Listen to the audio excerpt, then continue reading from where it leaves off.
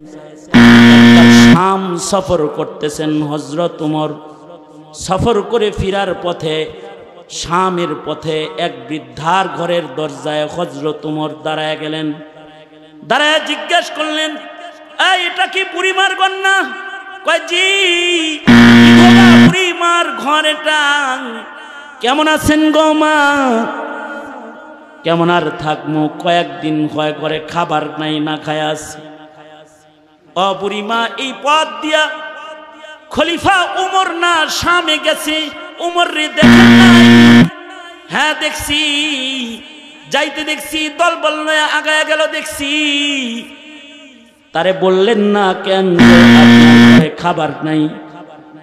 বুড়িমা বলে, উমর রে আমি বলতে যাব কেন যে আমার ঘরে খাবার নাই? খলিফাতুল মুসলিমিনের দায়িত্ব পালন করতেছে, তার কি অতটুকু আন্দাজ নাই? তার দায়িত্ব আমি না খায়া আছি কিনা এটা দেখভাল করা। আমার ঘরে খাবার নাই এই কথা বলার দরকার ওমরের কাছে আমার নাই।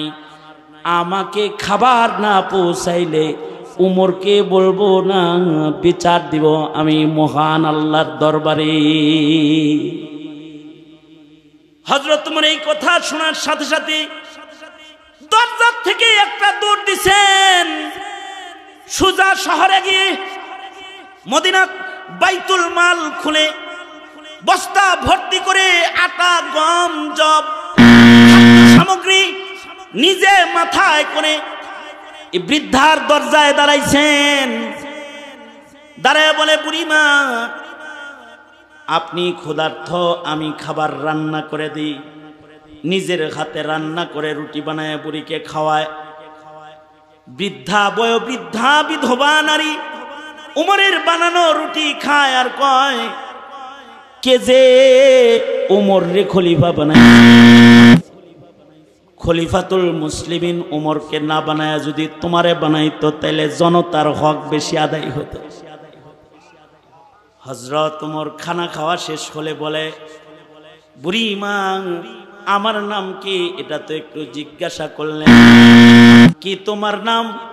হযরত ওমর বলে, আমার নামই উমর, লোকেরা আমাকে খলিফাতুল মুসলিমিন কয়, আমি উমর।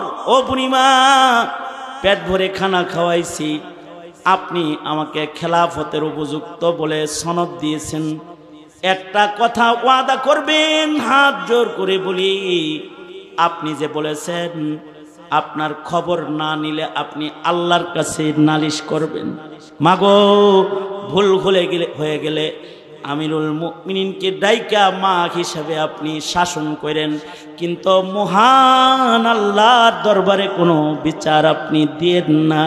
কারণ আমি উমর আল্লাহর আদালতে দাঁড়ায়া হিসাব দেওয়ার সাহস পাই না।